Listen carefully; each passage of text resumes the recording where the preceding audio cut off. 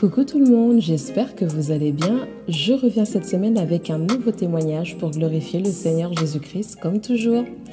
Cette semaine, je vais vous parler de mon expérience à une église que je fréquentais. J'ai eu à cœur de vous en parler car je veux accentuer le fait que c'est en lisant la parole que le Saint-Esprit nous montre la face cachée d'une église bâtiment.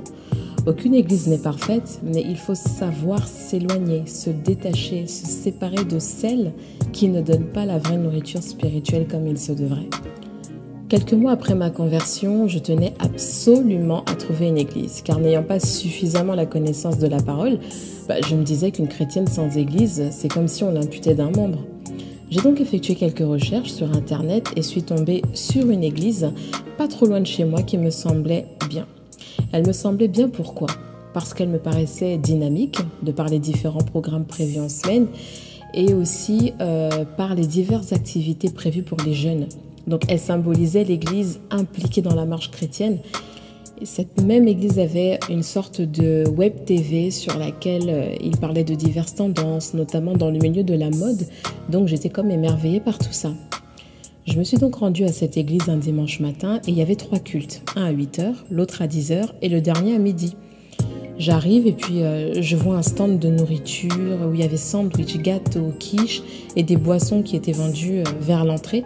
Et il y avait des tables aménagées pour s'installer et consommer tranquillement. Donc encore plus séduite, je sens que j'ai trouvé l'église par excellence. Je suis très bien accueillie par un ouvrier et nous échangeons un peu sur la parole. Du moins, j'essaye de blablater le peu que je connais.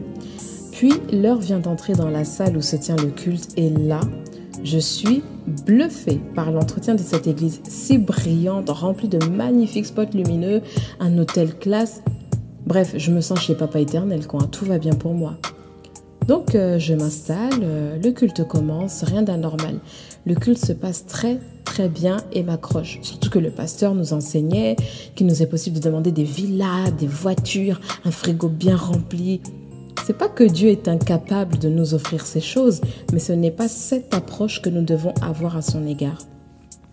À la fin du culte, ce même ouvrier prend de mes nouvelles et me demande si j'ai apprécié. Je lui dis un grand oui, suite à quoi il me donne une Bible que j'emporte chez moi. Mais plus les jours et les semaines passent, plus je découvre des rituels que je ne lis pas dans la parole. C'est-à-dire que plus je lis ma Bible, assoiffée de connaître Dieu, plus je me sens en décalage par rapport à l'église. Mais je me persuade que le Saint-Esprit me dira si je suis dans une bonne église ou pas. Alors la Pâque arrive et je m'en réjouis car je sens l'effervescence des chrétiens qui se réjouissent de la résurrection de notre Seigneur et Sauveur. Je me rends à l'église et là je suis surprise, très surprise. Le soi-disant tombeau de Jésus-Christ est représenté sur l'autel, donc sur l'autel même de l'église, derrière un grand voilage blanc. Dans ce tombeau, il y avait un tissu blanc qui représentait sa tunique, tissu blanc qu'il fallait toucher pour en recevoir les bénédictions. Étant jeune convertie, cela m'interpelle, mais je découvre encore la parole, donc je me dis que la gêne vient sûrement de moi. Tous les fidèles se placent d'un côté de l'estrade, passent dans le tombeau de Jésus, enfin leur Jésus, touchent le tissu juste avant de délivrer leurs dîmes et leurs offrandes. Je reviens à mon siège assez bouleversée par ce qui vient de se passer, car cela ne représentait en rien la résurrection du Christ. L'ambiance était devenue morbide, mais je décide de faire abstraction de tout ça. Sauf que ce n'était pas le seul rituel que j'allais connaître. La Bible nous dit dans Luc 24, 5-6 « Pourquoi cherchez-vous parmi les morts celui qui est vivant ? Il n'est point ici, mais il est ressuscité.